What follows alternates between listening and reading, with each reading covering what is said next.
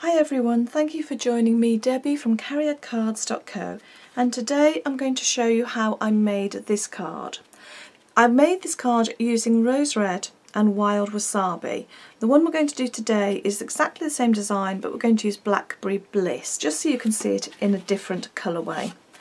I started off with a 6" by 6" card blank that I've just pre-folded. I've then cut a piece of Blackberry Bliss cardstock to 14cm by 14cm, or 5.5 inches by 5.5 inches, and I've cut a piece of this absolutely stunningly gorgeous DSP paper, which is from the Painted Blooms DSP set. I've cut that to 13.5cm by 13.5cm, or 5.25 by 5.25 inches, so that it will form my layers. Now, what I'm going to do first is create this, because I need to give the ink time to dry, otherwise I run the risk of it smudging. So I'm going to cut out this shape using the top note die.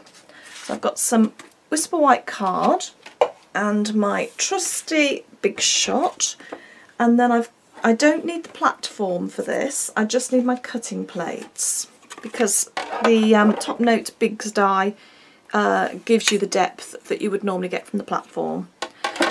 So there's my die, and I'm just going to lay over the Whisper White card onto it. I'll just turn it that way around so I've got the spare card at the end. Lay that down, oops, onto your cutting plate, pop another one over the top, and then just run it through your Big Shot.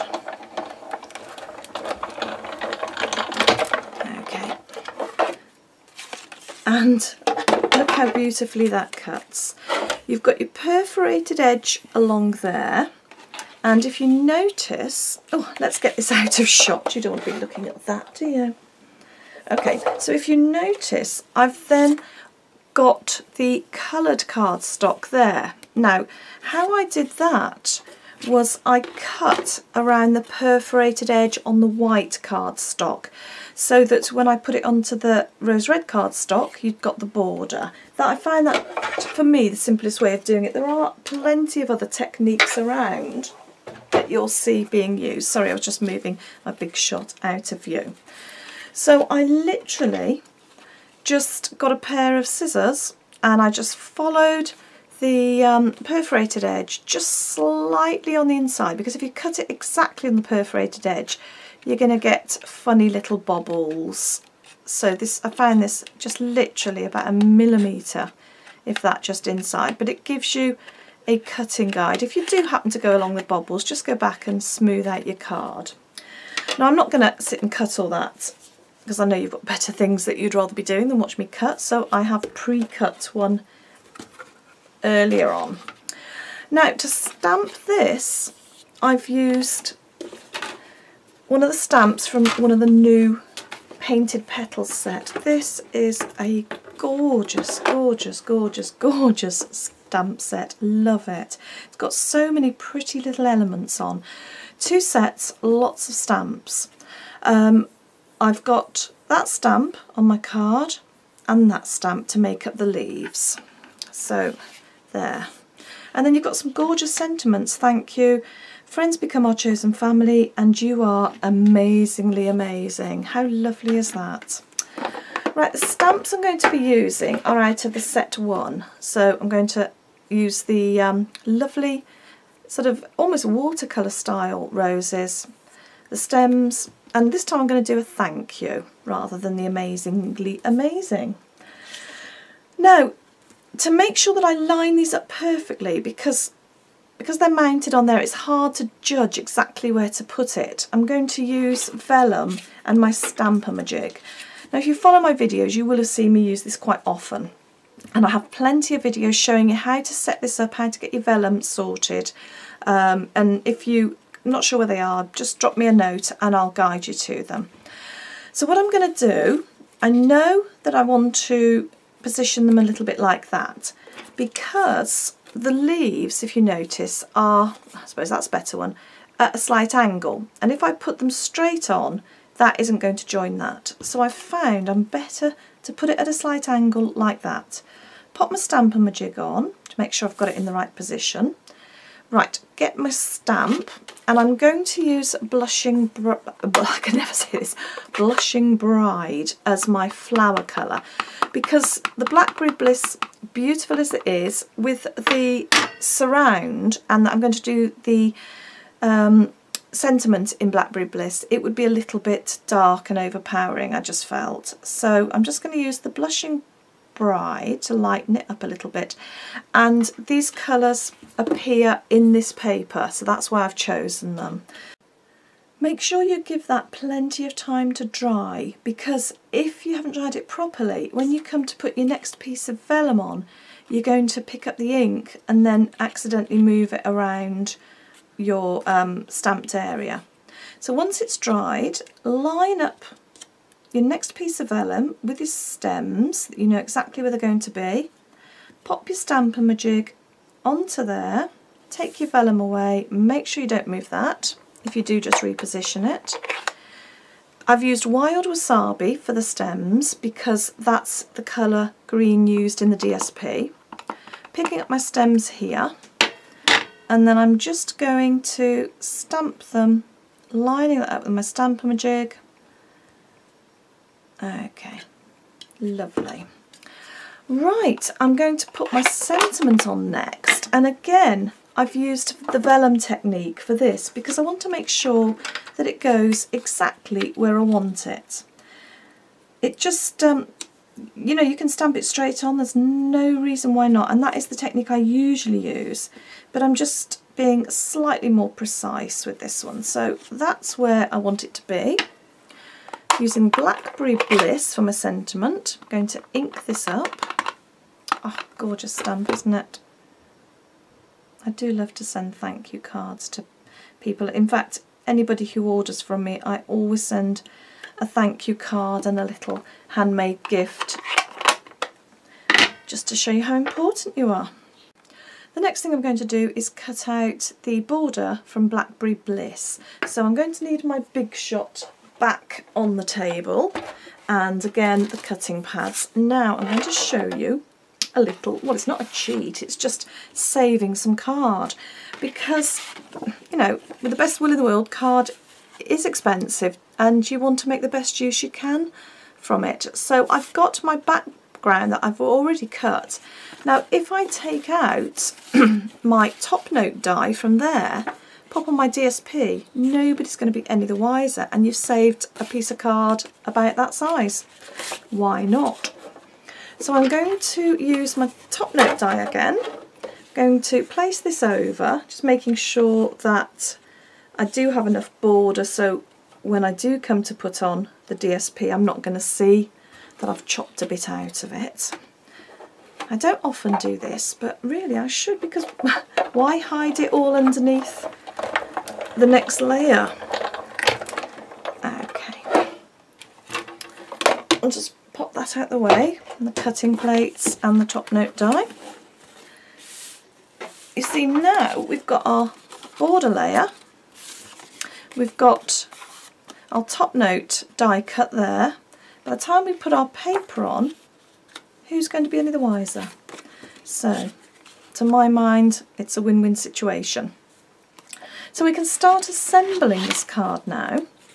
I'm going to use a bit of glue on the back of here.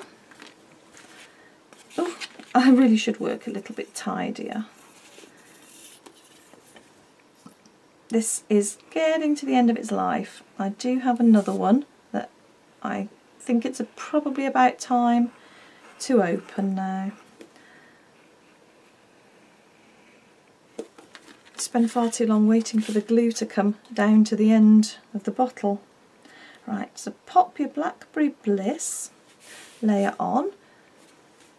You can use snail, you can use double-sided, and then there's the back of that. The beauty of this DSP and this beautiful, beautiful, beautiful set is all the colours coordinate so well. I've got to say it's probably one of my favourite DSP packs that I've come across. I just love it. Okay, so there's my next layer on. I'm going to glue that, pop that onto there, and again you can use snail, you can use dimensionals if you want to add a bit of extra height.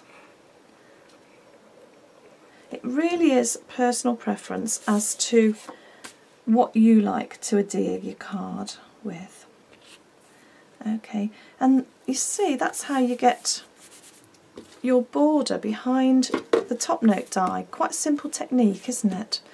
I'm just going to use some dimensionals so I can get a little bit of height onto there.